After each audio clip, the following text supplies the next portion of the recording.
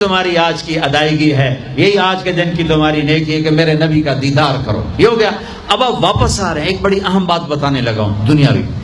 آپ نے کہا میں جس آسمان سے نیچے آیا، جس آسمان سے میں گزرا، نیچے نہیں، جس آسمان سے میں گزرا، وہاں کے فرشتوں نے کہا یا رسول اللہ علیک بالحجامہ، علیک بالحجامہ، یا رسول اللہ حجامہ کروائیے، حجامہ کروائیے. ساتوں آسمان کے فرشتوں نے کہا یا رسول اللہ حجامہ. حجامہ کیا ہوتا ہے؟ کپنگ، جس کو آج کل کپنگ تھوڑا تھوڑا ہمارے ملک میں بھی اس کا رواج ہو گیا ہے. یہ جتنا ٹاکسن ہے یہ کھال کے نیچے باریک رگوں میں جمع ہوتا ہے، گندا خون. میرے نبی کیا کرتے تھے؟ ایسے کپ ہوتے تھے، وہ تو چمڑے کے ہوتے تھے، تو اس میں ویکیوم پیدا کر کے اور اس کو یوں لگاتے تھے، پھر وہ وہاں جم جاتا تھا اور کھال ابھر آتی تھی. پھر اس کو ہٹا کے وہاں کٹ لگاتے تھے کسی چیز سے، آج بلیڈ ہے، کٹ لگا کر ہلکے ہلکے، پھر اس کو ویکیوم بنا کے پھر یہاں گاڑ دیتے تھے. تو اس سے جتنا گندا زہریلا خون ہے وہ نکل کے اس کپ میں آ جاتا ہے، پھر اس کو پھینک دیا جاتا ہے. اس کو کہتے ہیں حجامہ. اور کمر کے سینٹر میں ایک پوائنٹ ہے جہاں حدیث میں آتا ہے 70 بیماریوں کا علاج یہاں کپ لگوانا ہے، 70 بیماریوں کا علاج یہاں کپ لگوانا ہے. یہ میرے نبی کے نے ہر آسمان میں فرشتوں سے سنا. ڈھونڈو، تلاش کرو. اب لاہور میں بھی یہ سلسلہ ہے. یہ تم ڈاکٹروں سے جان چھوٹ جائے گی اگر آپ نے میرے نبی والا طریقہ شروع کر دیا. حجامہ، غذا، سموسے پکوڑے نہ کھاؤ، دہی بھلے نہ کھاؤ، اور یہ ڈرنک نہ پیو، اور یہ روسٹ بروسٹ نہ کھاؤ، غذا سادہ رکھو، حجامہ کرواؤ. تمہیں اللہ بیماریوں سے نجات دے دے گا، تمہیں ڈاکٹروں سے نجات دے دے گا. میرے نبی کا طرز طعام، طرز خوراک، طرز علاج. آپ نے آخری سفر میں بھی کپنگ کروائی. آپ جب حج پہ جا رہے تھے تو آپ نے یہاں کپ لگوائے، یہاں راستے میں، یہاں اس جگہ.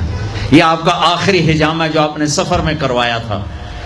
تو آپ کی مستقل عادت تھی کہ آپ حجامہ کرواتے تھے. کپنگ، وہ خون نکالتے ہیں، سارا باڈی کا خون گندا باہر نکل جاتا ہے اور پورا جسم فریش ہو جاتا ہے. بغیر دواؤں کے اللہ شفا یاب کر دیتا ہے. غذا سادہ کھاؤ، رات کو جلدی سوو، صبح جلدی اٹھو. میں پوری دنیا پہ، ابھی افریقہ کے 8 ملک پسماندہ 5 بجے کے بعد بازار بند ہوتے ہیں. یہاں رات 9 بجے شاپنگ کے لیے نکلتے ہیں. میرے رب نے رات سونے کے لیے بنائی، دن کام کے لیے بنایا. اتنی نحوست ہے کہ 12 بجے تک بازار نہیں کھلتے، 11 بجے تک بازار نہیں کھلتے.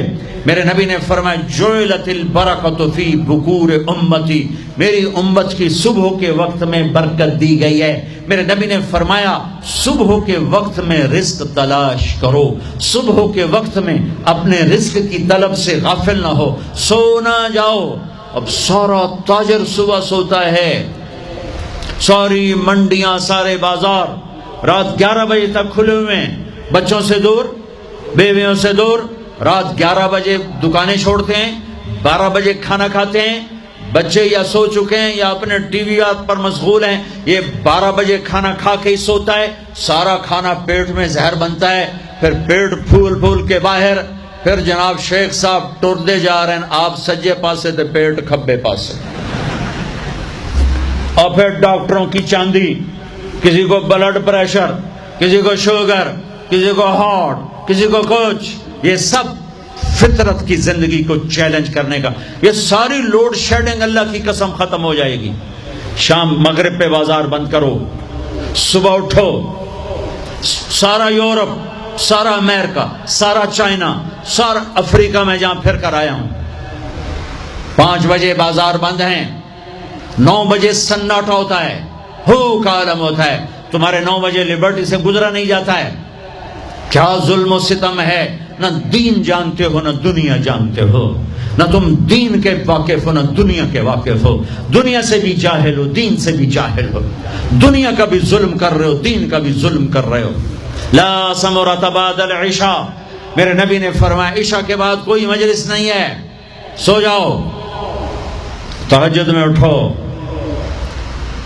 12 بجے کے بعد جو آدمی سوتے ہیں ان کے جسم کی ریپیئر ہوتی نہیں ہے. جو دن میں سوتے ہیں ان کے جسم نیند مستری ہے، پلمبر ہے، آپ کے پوری باڈی کی ریپیئر کرتا ہے نیند کا نظام. لیکن جب آپ 12 بجے کے بعد سوتے ہیں یا فجر کے بعد سوتے ہیں وہ کام ہی نہیں کرتا، وہ کہتا میری چھٹی میں نہیں کرنا. جب آپ 10 بجے سو جاتے ہیں وہ پورا ایکٹیو ہو جاتا ہے، پورے جسم کو چست کر دیتا ہے. جب آپ صبح 4 بجے اٹھو، 5 بجے اٹھو تو آپ تازہ ہو گئے.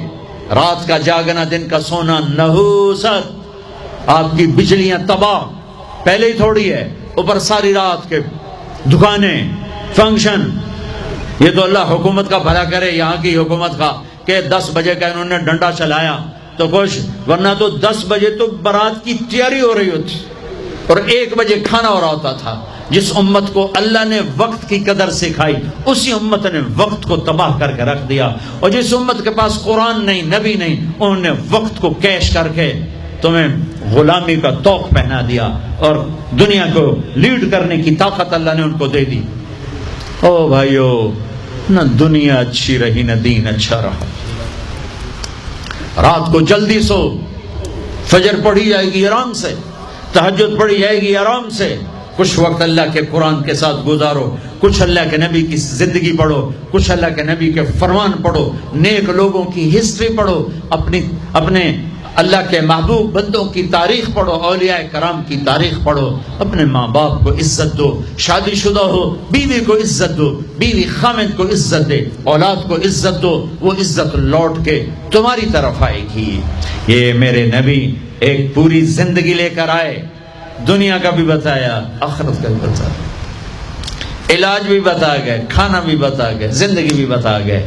اے میرے عزیزو، ایک خوبصورت زندگی ہے جس کو سیکھنے کی محنت ہو رہی ہے.